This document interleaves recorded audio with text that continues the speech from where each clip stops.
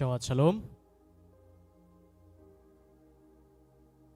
Bueno, antes de comenzar, me gustaría decir que de cierta manera me sorprendió el ver ciertas cosas, tanto que habló mi papá al comenzar, como Daniel Esteban también cuando estaba hablando de Juan capítulo 14, que me gustaría que volvamos a leer precisamente lo que él leyó, capítulo 14, verso 1. No se turbe vuestro corazón, creéis en Dios, creed también en mí. En la casa de mi padre muchas moradas hay. Si así no fuera, yo os los hubiera dicho. Voy pues a preparar lugar para vosotros. Si creéis en Dios, creed también en mí, nos dice Mashiach. Amén. Y es algo que en su palabra hemos visto que se repite una y otra vez. No tengas miedo, cree en mí. El Padre siempre nos está dando promesas, nos está dando una palabra de aliento para que lo sigamos, para que lo sirvamos. Y lo único que nos pide es, no temas, yo estoy contigo.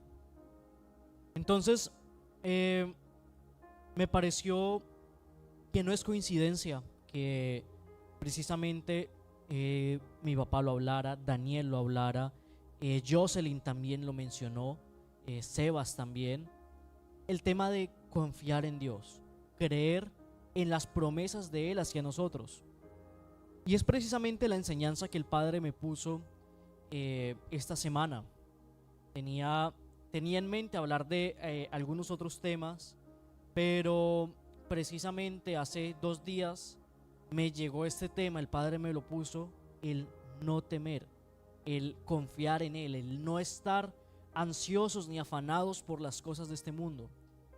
Y más que todo porque estamos en una época en donde vemos la facilidad de llenarnos de ansiedad, de llenarnos de temores, de llenarnos de noticias de todo tipo. Y lo digo de esa manera porque si bien hay muchas personas que dicen, ese término ansiedad es algo nuevo, es de estas generaciones que todos están sufriendo de ansiedad. En nuestros tiempos no era así, no se hablaba de eso. Es por una generación débil. Puede ser, pero también tiene mucho que ver el hecho de la facilidad de cómo nos podemos llenar de tanta información en muy poco tiempo. Ahora estamos viendo una situación, por lo menos estoy hablando de lo que más nos puede estar afectando a todos en este momento, y es con todo el cambio de leyes que está pasando en este país en contra de los migrantes, ¿verdad? Cada día sale algo nuevo, cada día salen noticias, cada día salen más personas, más grupos diciendo, alerta, ahí está pasando en tal calle tal cosa, está llegando la migra, está llegando esto, las leyes nos están quitando los asilos, están quitando el TPS, están quitando una y otra cosa. ¿Y qué es lo que pasa? Vamos a las noticias y nos empezamos a afanar. Ay, Dios mío, ¿qué vamos a hacer? No, pero es que, ¿y ahorita qué podemos hacer? No, nos van a quitar esto, nos va a pasar esto, nos van a sacar, nos van a quitar los beneficios, nos van a cobrar más, y nos llenamos de ansiedad. Ahora, vemos las noticias a nivel mundial. Israel está atacando Irán, Irán está atacando Israel. Ya va a comenzar la tercera guerra mundial, ya esto se acabó, ¿verdad? Vemos las noticias, tantas guerras que están pasando: Rusia, Ucrania, Israel, Gaza, Irán, Estados Unidos, Venezuela, conflictos internos en los países, en China, en el que está al lado de Israel, Siria. Vemos los conflictos también de gobiernos: Cuba, Colombia, Venezuela, India, Pakistán. Están pasando tantas cosas en tan poco tiempo y tenemos la facilidad de acceder a ellas también de una manera, solamente necesitamos teclear unas cuantas palabras y encontramos la noticia. Y no encontramos una noticia, encontramos 10, 20 páginas, 20 artículos, personas que se dedican a hablar y a traer estas noticias. Y simplemente nos sentamos, nos ponemos a escucharlas y nos llenamos de ansiedad. Nos afanamos por lo que va a pasar. Empezamos a decir, ya esto se terminó. Ya no tenemos que hacer. ¿Qué podemos hacer? Y esa es la pregunta. ¿Qué podemos hacer nosotros? Por llenarnos de miedos, por llenarnos de ver las noticias, ¿vamos a cambiar lo que está sucediendo en el mundo? Para nada. Pero sí estamos cambiando lo que está sucediendo en nuestra vida. Estamos dañándonos el tiempo de paz que el Padre nos está dando. Llegamos incluso a los días de Shabbat donde tenemos que conectarnos con el Padre pensando en ¿qué voy a hacer esta semana? ¿Qué debo hacer? ¿Qué debo buscar para prolongar mi tiempo, ya sea en este país, para tener una mejor situación económica? ¿Qué debo hacer porque la situación está difícil? Y nos pasamos la mitad del día de Shabbat pensando ¿qué voy a hacer? Quiero que leamos un versículo en Lucas capítulo 10, verso 38.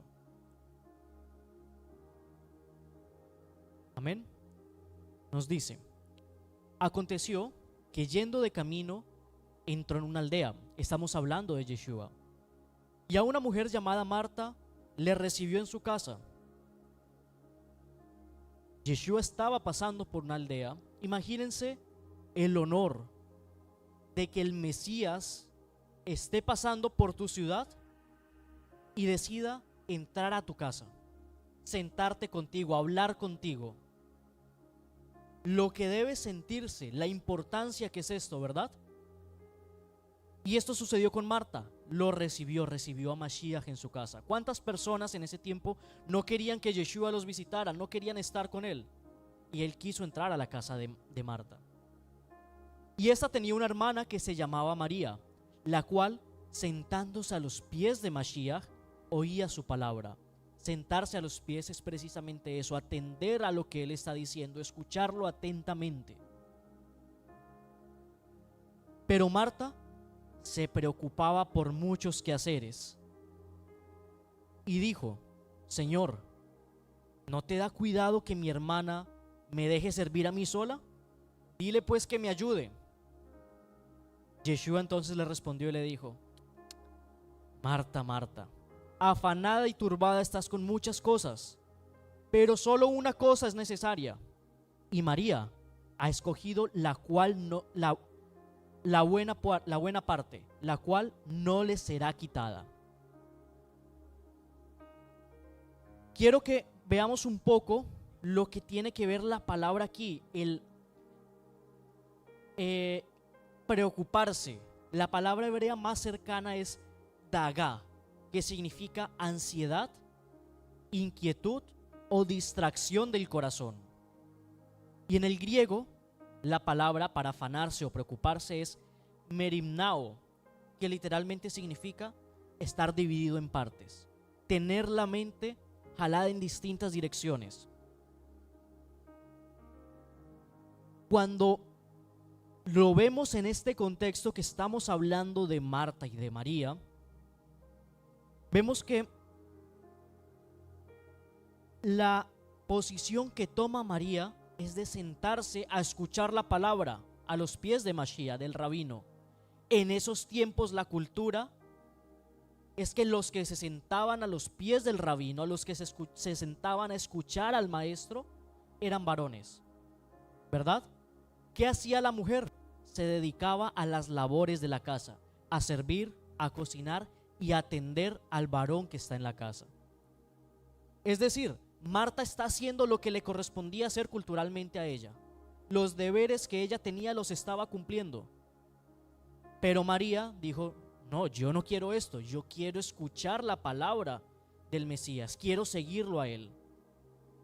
Entonces,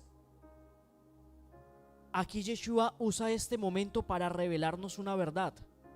Hay cosas que son culturalmente urgentes que pueden ser un enemigo de lo espiritualmente importante. Podemos darle importancia a cosas que sí, que no podemos decir es que esto no sirve, no, cosas que importan, pero por quedarnos con aquello que decimos que importa, estamos dejando a un lado lo que espiritualmente nos va a enriquecer. Dice, en el griego dice que Marta estaba, la palabra griega es perispato, estaba por muchos servicios. ¿Qué significa perispato? Ser arrastrado alrededor, ser tirado de un lado a otro, estar disperso emocionalmente. No nos está diciendo que estaba haciendo malas cosas. Su problema no era el servicio, sino el corazón dividido que tenía en ese momento. También cuando Yeshua le dice, y solamente imaginémonos esa escena, Yeshua la mira y le dice, Marta, Marta, como puede ser con decepción, ¿verdad? Afanada y turbada. Las palabras que usa es merimnas, dividida por dentro, y la palabra turbada, torbase, ruido interno y desorden emocional. Es decir, Marta, Marta, estás dividida. No puedes escuchar mi palabra por tantas cosas que tienes en ti en este momento, y tienes un desorden emocional. No estás poniendo las prioridades en el orden adecuado. Estás tan ocupada sirviendo a Dios, a Mashiach, que ya no puedes escucharlo. Hay personas que se dedican tanto y que buscan, no, es que yo tengo que servir, tengo que hacer, y son para cosas del Padre, pero se ocupan tanto en la parte de servir que se olvidan en escucharlo y lo dejan a un lado. Con esto no quiero decir, no, es que no hay que servir, no. Tenemos que servir, pero tenemos también que aprender a escuchar. Y no podemos pretender estar de un lado para otro cuando el Padre nos está dando el momento para escuchar su palabra, para acercarnos a Él. Tenemos que quitar todo ese tipo de afanes de la vida cotidiana cuando estamos en este momento de shalom, en este momento de reunión.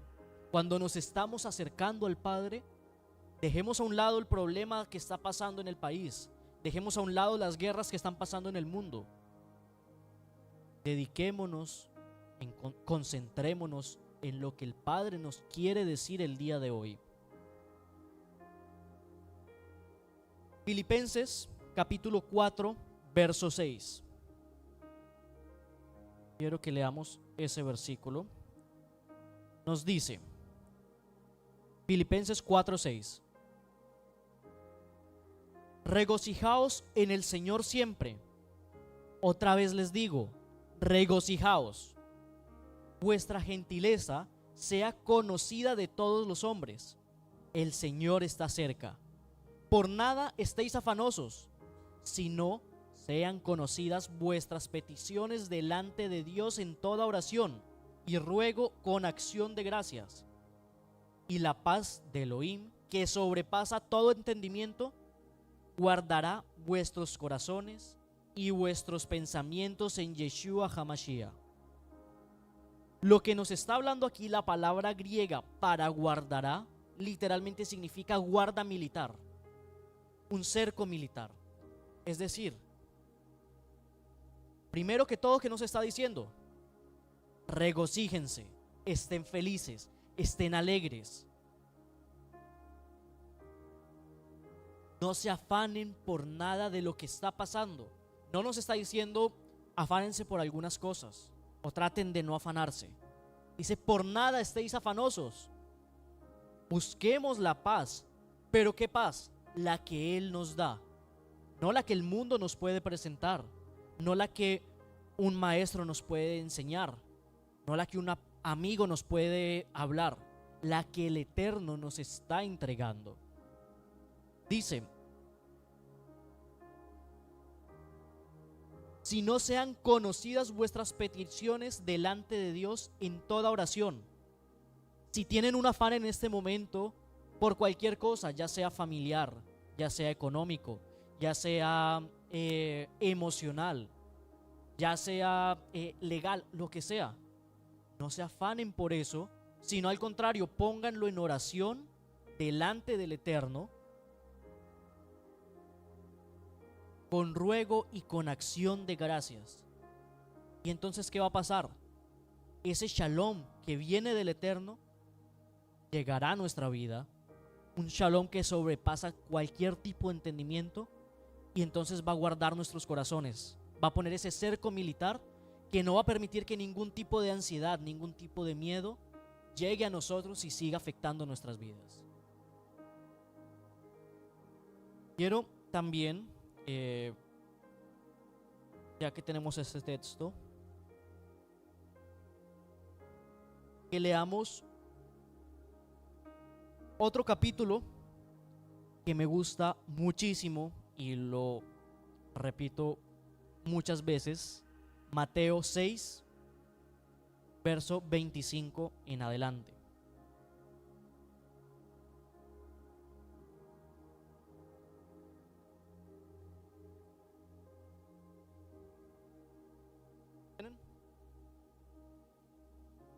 Amén. Ok.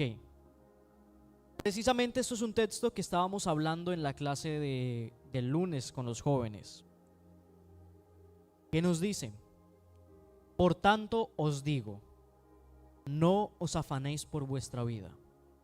¿Qué habéis de comer o qué habéis de beber? Ni por vuestro cuerpo, ¿qué habéis de vestir? ¿No es la vida más que el alimento y el cuerpo más que el vestido? Mirad las aves del cielo, que no siembran ni ciegan, ni recogen en graneros, y vuestro Padre Celestial las alimenta. ¿No valéis vosotros mucho más que ellas? ¿Y quién de vosotros podrá, por mucho que se afane, añadir a su estatura un codo? Y por el vestido, ¿por qué os afanáis? Considerad los lirios del campo, cómo crecen, no trabajan ni hilan. Pero os digo que ni aun Salomón con toda su gloria se vistió así como uno de ellos. Y si la hierba del campo, que hoy es y mañana se echa en el horno, Dios la viste así, ¿no hará mucho más con vosotros, hombres de poca fe? No os afanéis pues diciendo: ¿qué comeremos o qué beberemos o qué vestiremos? Mucho cuidado lo que dice aquí, porque los gentiles buscan todas estas cosas. Pero vuestro Padre Celestial sabe que tenéis necesidad de todas estas cosas. Mas buscad primeramente el reino de Dios y el cumplimiento de su Torá, y todas estas cosas os serán añadidas. Así que no os afanéis por el día de mañana, porque el día de mañana traerá su afán. Basta cada día su propio mal. Nos está hablando de cosas muy importantes para nuestra vida: la comida, la bebida, el vestido. Son cosas que sin eso no podemos vivir, no podemos salir, ¿verdad? Y si nos está hablando de algo tan importante como aquel sustento que nos mantiene con vida, y nos dicen no se afanen por eso, ¿por qué nos vamos a afanar por otras cosas que son un poco más vanas en la vida? Son cosas que no tienen tanta relevancia. Él está diciendo: las aves del campo, ellas viven cada día, se levantan temprano, ¿y qué es lo primero que hacen? Empiezan a adorar al Padre, empiezan a cantar, y las podemos escuchar 4, 5, 6 de la mañana, y ellas están tranquilas. No importa si está tiempo de sequía, no importa si estamos en invierno, el Eterno siempre les da su alimento, siempre las mantiene bien. También nos pone el ejemplo de los lirios del campo. Son flores, y los que han visto esos campos de flores grandísimos, blancos, amarillos, de colores, saben lo bonito que es. Y el mismo Yeshua nos dice: ni aun Salomón, con toda la riqueza que él tuvo, pudo vestirse de esa manera. Entonces, si él tiene tanto cuidado con cosas, como dice, esa hierba del campo que luego se recoge y se echa al fuego, si tiene cuidado con las aves de los campos, y nos dice: ustedes valen más que ellas, ¿no va a tener cuidado por ustedes? Entonces, si nos empezamos a preocupar por cosas vanas, si nos empezamos a preocupar y a tener ansiedad por lo que va a pasar el otro mes, por lo que va a pasar la otra semana, o incluso lo que va a pasar en 5 años. Vamos a ser como aquellos gentiles que no tienen a Mashiach. Vamos a ser como los gentiles que no tienen una seguridad de que tienen un respaldo, de que tienen alguien que los proteja y que los guarde. Nosotros somos parte de un pueblo escogido. Vamos a ser guardados en cualquier circunstancia, no importa la prueba, no importa lo difícil que sea, lo difícil que se vea, vamos a ser guardados por el Eterno. Solamente estamos buscando primeramente del reino de Dios y el cumplimiento de su Torá.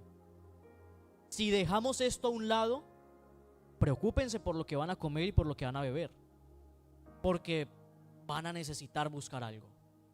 ¿Por qué? Porque van a ser como los gentiles que ponen sus prioridades por encima de la palabra de Dios. Él nos dice que todas estas cosas serán añadidas a aquellos que busquen primeramente el reino de Dios y el cumplimiento de su Torá. Amén. Pasando este texto, vemos Primera de Pedro, capítulo 5, que nos dice: humillaos, pues, bajo la poderosa mano de Dios, para que Él os exalte cuando fuere tiempo, echando toda vuestra ansiedad sobre Él, porque Él tiene cuidado de vosotros. 5, verso 7. Nos está diciendo que no confiemos en nuestras capacidades. Es que yo soy, es que yo tengo este trabajo, es que yo estudié en tal universidad. No, no somos nada.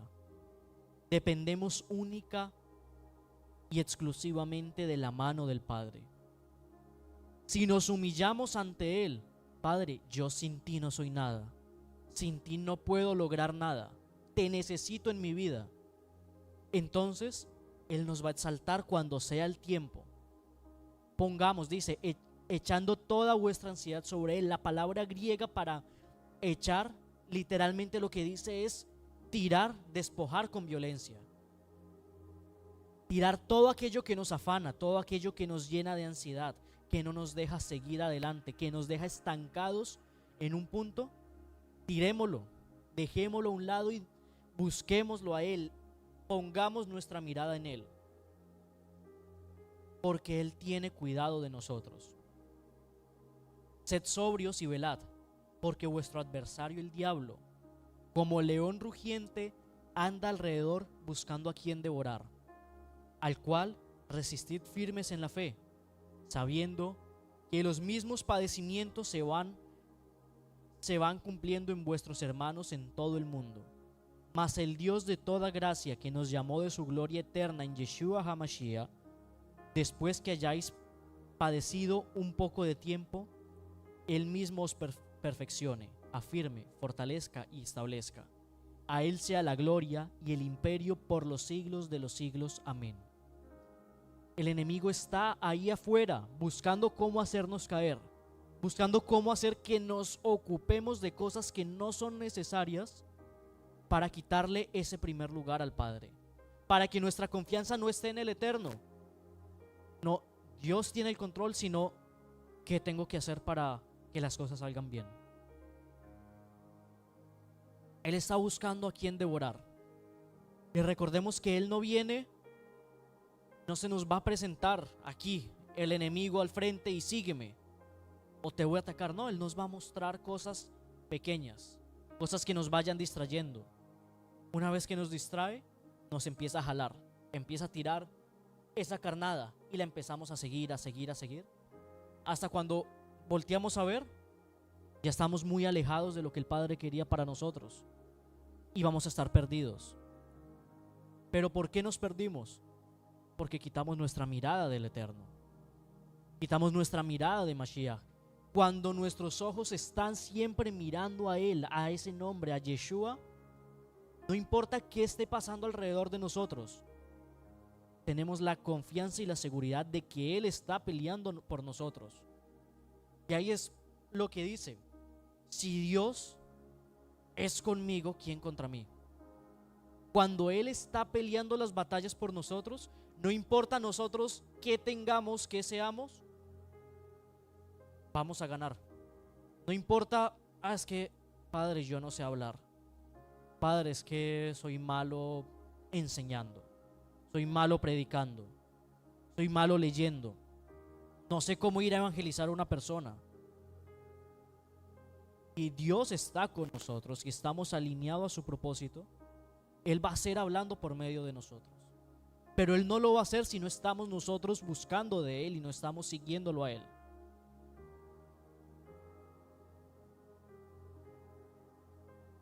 El afán es un ladrón silencioso.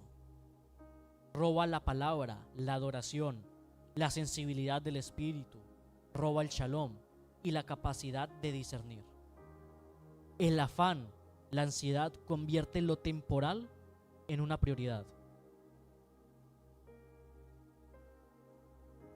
En esta vida moderna, ahora las cosas cada vez van más rápido, cada vez tenemos más trabajo, hay las redes sociales, cada vez tenemos más metas que nos hacemos porque vemos tal fulano en Instagram a los 18 años se compró su primer Lamborghini y tiene una casa en Cancún.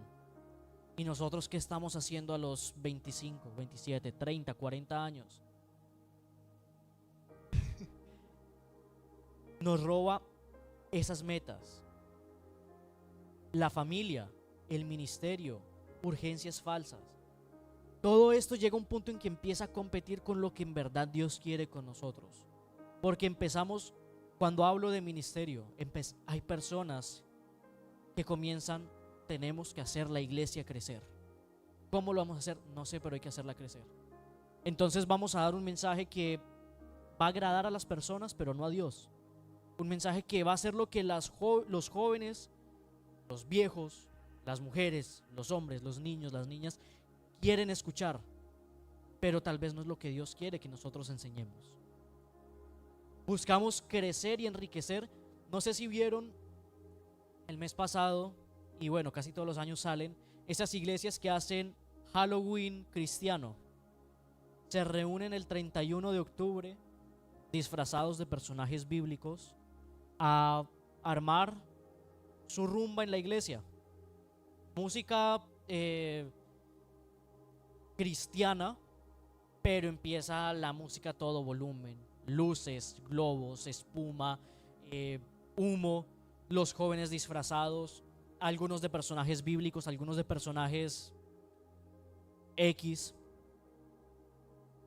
¿Y por qué hacen eso? Porque es que tenemos que mantener a los jóvenes aquí, porque se van allá en el mundo y tienen estas cosas en el mundo. Mostrémosles una manera de vivir también. No, Dios no nos está diciendo que nos asimilemos al mundo, nos está diciendo que seamos distintos a lo que las demás naciones hacen. Entonces todo este tipo de cosas nos están alejando del Padre, nos están haciendo que posiblemente no estemos mirando a Yeshua, sino que estemos mirando a los temores que tenemos. En Mateo 6 nos muestra que el Padre sabe qué es lo que cada uno necesita.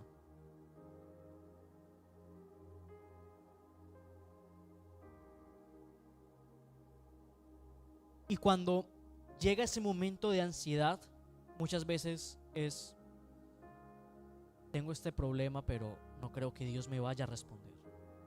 Estoy solo en esto. Depende de mí, de mis fuerzas.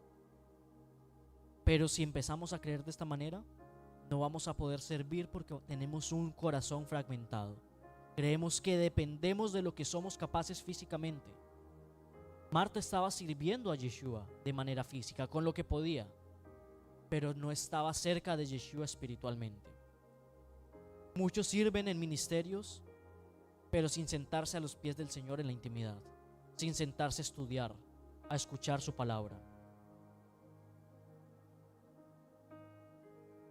Esta historia que nos muestra de Marta y María, que cualquier persona puede ser discípulo. En ese momento, como les dije, no era bien visto que la mujer se sentara a los pies del rabino a escuchar la palabra, pero María lo hizo. Y Yeshua, ¿qué le dijo? María escogió la buena porción, la cual no le será quitada. Es decir, mi palabra en el corazón no la roba ni el tiempo, ni la presión, ni el afán. Y como les dije, hay muchas cosas que podemos tal vez pensar, no somos capaces de lograrlo, no somos capaces de llegar, llevo muy poquito tiempo en la fe, soy muy joven, no tengo la capacidad para expresarme de manera correcta, no sé qué hacer. Pero si el Padre está al frente luchando las peleas, no importa qué tan desnivelada sea esta lucha, vamos a salir vencedores, porque Él es quien está liderando. Y para esto quiero que leamos una historia muy bonita y muy impresionante, en verdad, que encontramos en la palabra. ¿Se acuerdan del pueblo de Israel cuando conquistó la tierra, verdad? En el libro de Josué. Se estableció en la tierra prometida, las tribus empezaron a tomar posesión de los terrenos que les habían correspondido, que Dios les había otorgado. Pero luego el pueblo se empezó a desviar. Y ahí es donde el Padre empieza a mandar jueces a la tierra para que volviera la paz a Israel. En el libro de Jueces capítulo 6 nos habla de una de estas situaciones que estaban ocurriendo en Israel. Nos dice, Jueces capítulo 6 verso 1: los hijos de Israel hicieron lo malo ante los ojos de Adonai, y Adonai los entregó en mano de Madián por 7 años, y la mano de Madián prevaleció contra Israel.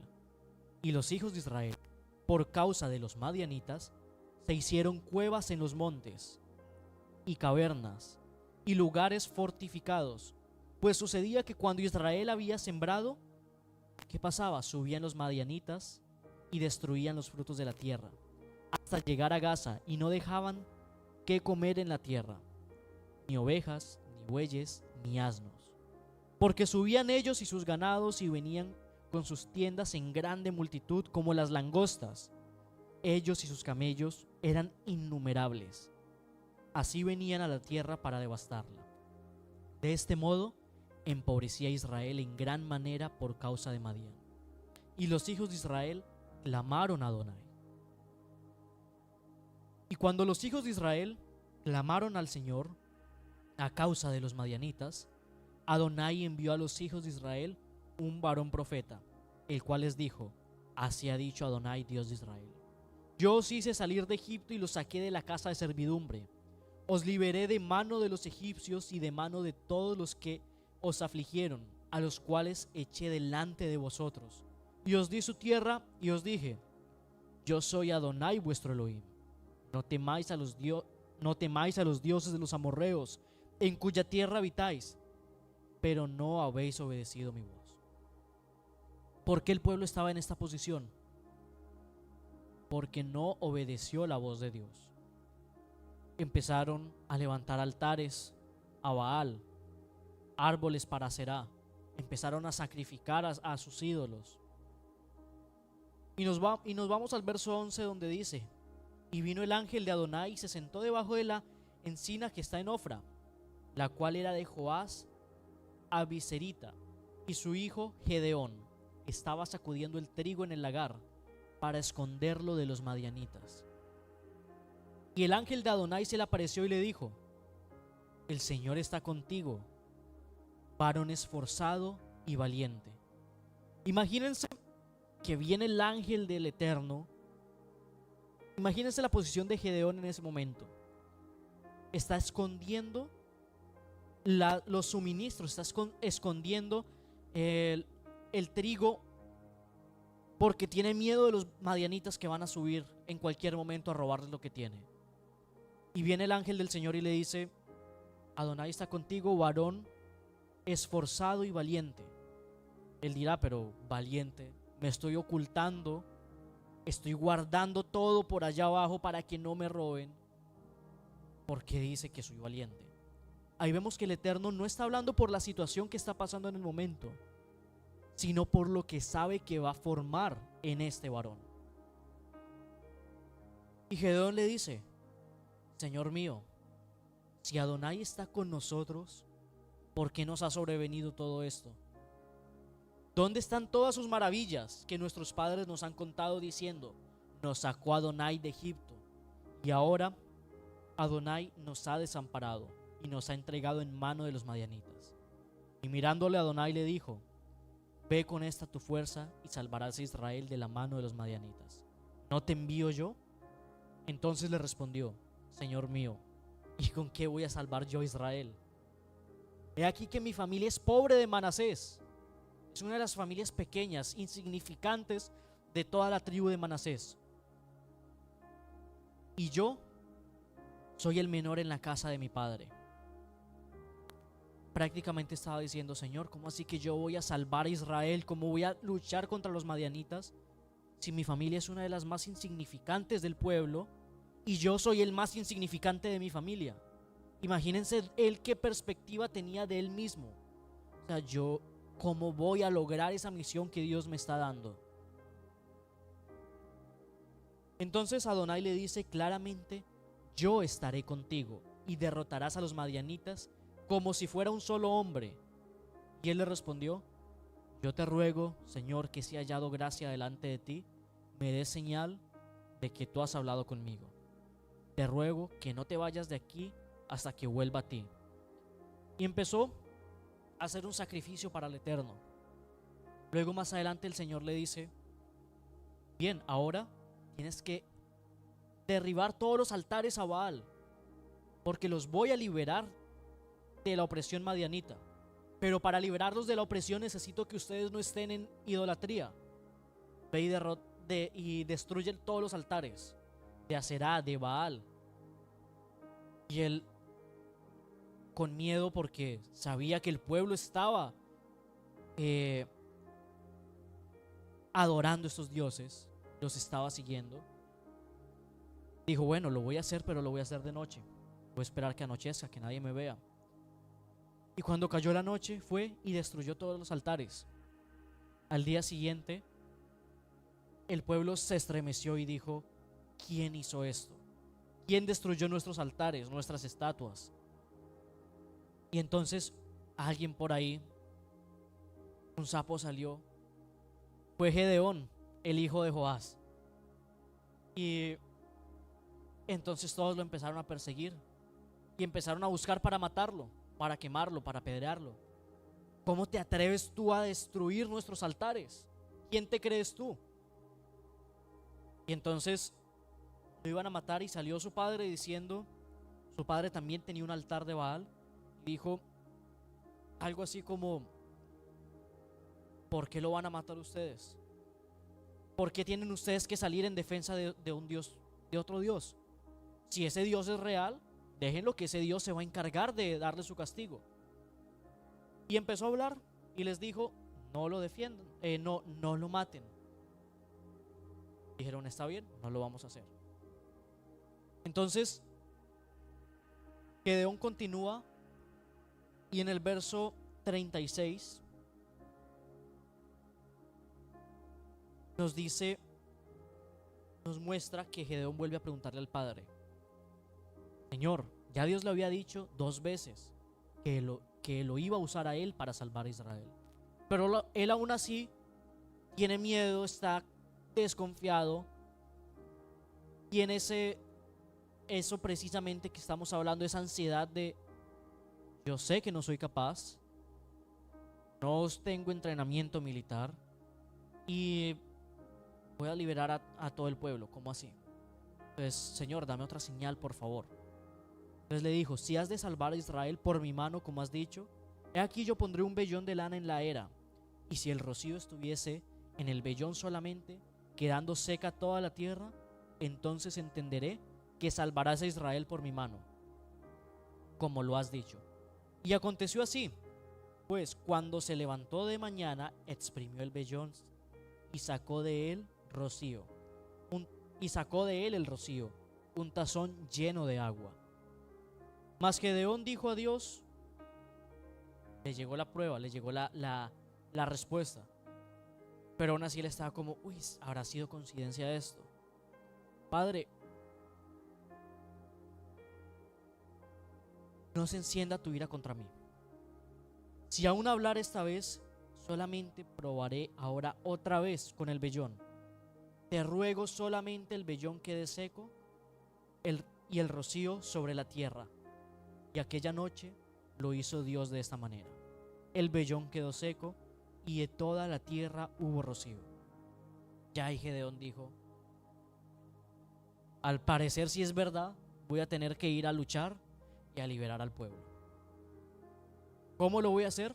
No sé, pero vamos a reunir hombres. Vamos a comenzar a formar esto porque ya Dios me mostró que va a ser así. Entonces, en el capítulo 7 nos muestra que Gedeón tenía 32,000 hombres con él en el campamento para ir en contra del ejército de Madián.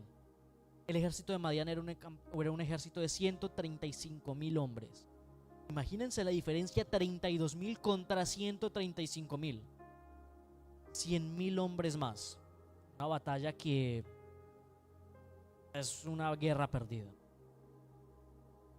Pero Dios le dijo, no, espérate, esta guerra no la van a luchar con 32,000 hombres, son muchos, porque yo no quiero que ustedes luego digan es que ganamos por nuestra habilidad, por nuestro poder militar. Él dijo, dile a tus hombres, aquel que tenga miedo, que se vaya, que vuelva a su casa, vuelva con su familia. Me decía mi papá anoche, y no conocí esa parte de la historia, que cuando un militar desertaba, no solamente lo mataban a él, sino que mataban también a su familia. Entonces les tocaba sí o sí luchar. Y de esos 32,000 hombres, 22,000 dijeron, tengo miedo y me voy a mi casa. Quedaron solamente 10,000 hombres. Imagínense en un ejército, 2 de cada 3 soldados se fueron. Es como, bueno, y ahorita éramos 22,000, ahorita somos 10,000. Bueno, aún hay algo de daño podemos hacer. Pero Dios le dijo a Gedeón, no, 10,000 son muchos todavía. Llévalos al arroyo, llévalos al río, y al que yo te diga, lo vas a dejar, y al que yo te diga, lo vas a mandar a su casa. Y le puso una prueba. Aquel que tome agua, yéndose completamente a tomar, a beber, a ese lo vas a mandar para tu casa. No me sirve, porque es una persona que no está atenta a su entorno. ¿A quiénes vas a elegir? A los que tomen el agua en la mano y la lleven a su boca y que beban como un perro. Aquellos que hagan de esta manera se van a quedar. Bueno, los que bebieron de la manera incorrecta fueron 9,700 personas. Solamente quedaron 300 soldados, 300 hombres. Ahora llevémoslo de nuevo. Si 32,000 contra 135,000 era difícil, ahora imagínense 300 contra 135,000. Eso es una batalla que no tiene lógica. Eso pongamos a Bolivia contra Estados Unidos. No hay oportunidad militar por ningún lado. Y Gedeón quedó, bueno, Señor, pues si es lo que tú dices, ya diste las señales, creo en ti. ¿Qué hay que hacer? Bueno, de hecho, no fue tanta la confianza en ese momento que incluso el Señor le dijo, le dijo algo.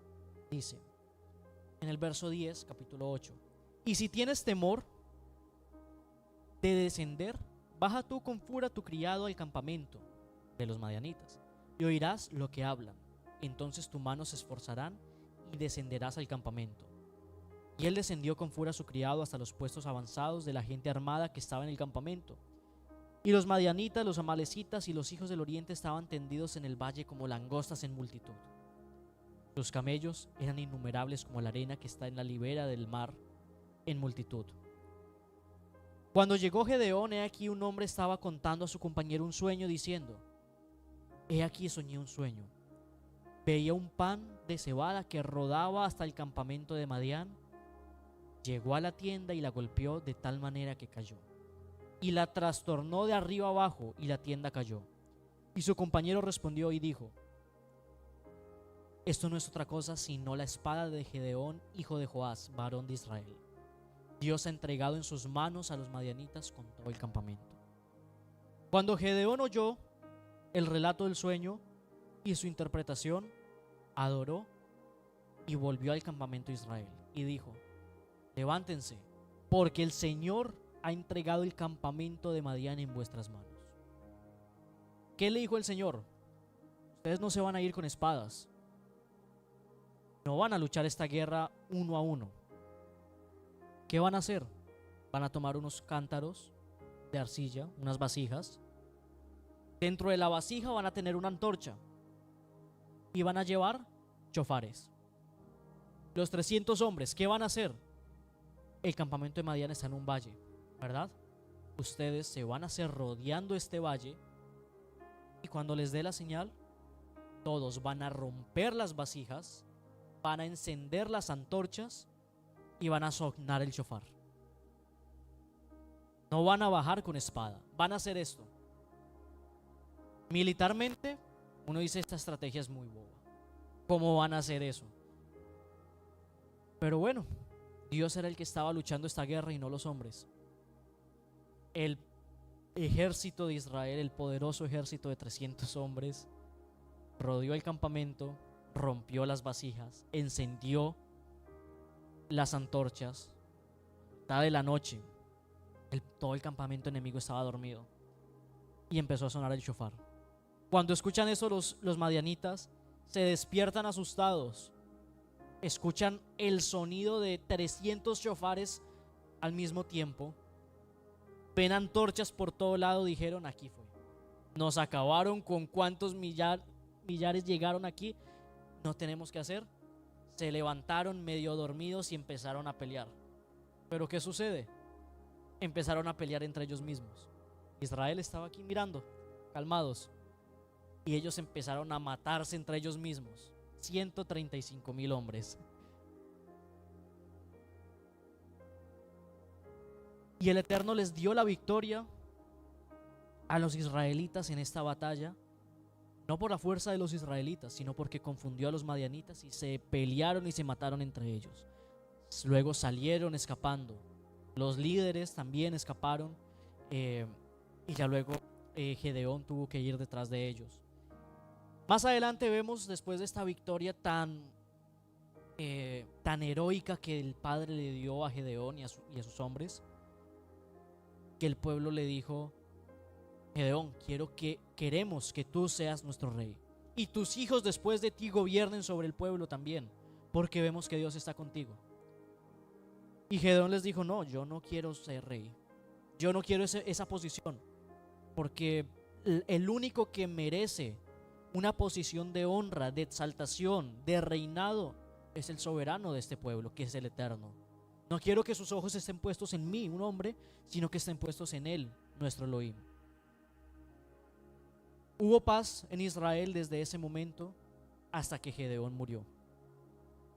De hecho, Gedeón le dijo a los hombres cuando le pidieron ser rey: yo solo quiero que ustedes hagan una cosa, que cada uno traiga un zarcillo de oro de los enemigos.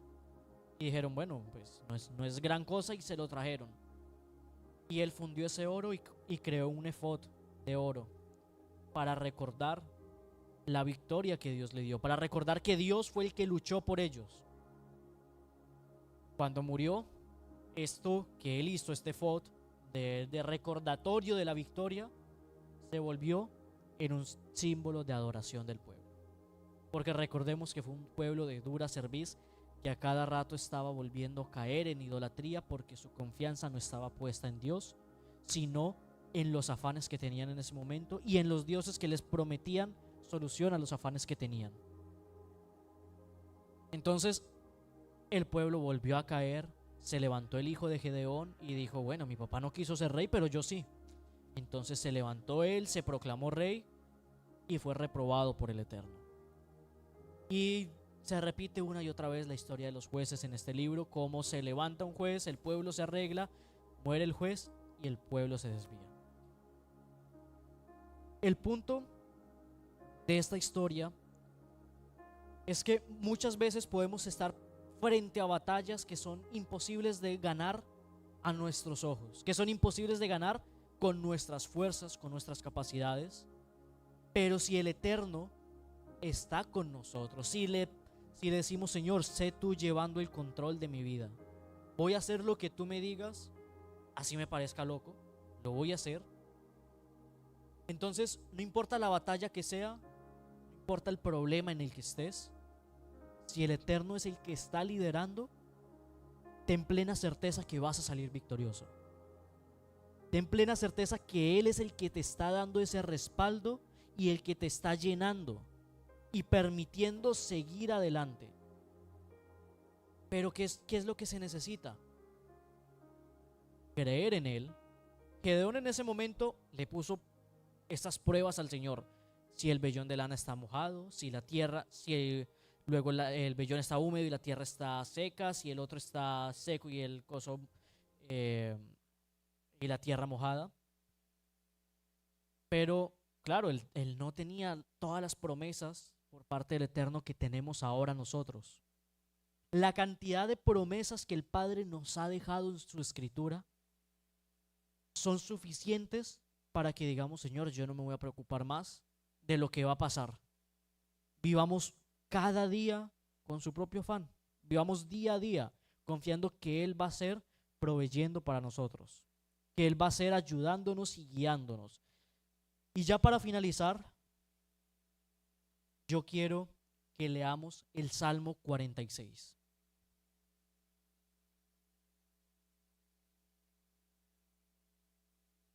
Salmo 46.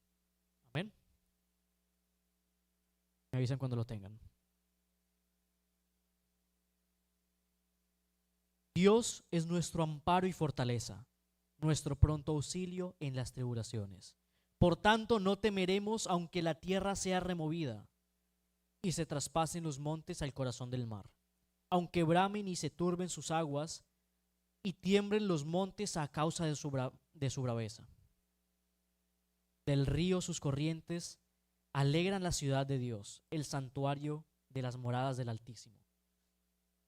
Dios está en medio de ella y no será conmovida. Dios la ayudará a clarear la mañana. Bramaron las naciones, titubearon los reinos. Dio él su voz y se derritió la tierra. Adonai Sebaot está con nosotros. Nuestro refugio es el Dios de Jacob. Venid y ved las obras de Adonai, que ha puesto asolamientos en la tierra, que hace cesar las guerras hasta los confines de la tierra, que quiebra el arco, corta la lanza y quema los carros en el fuego.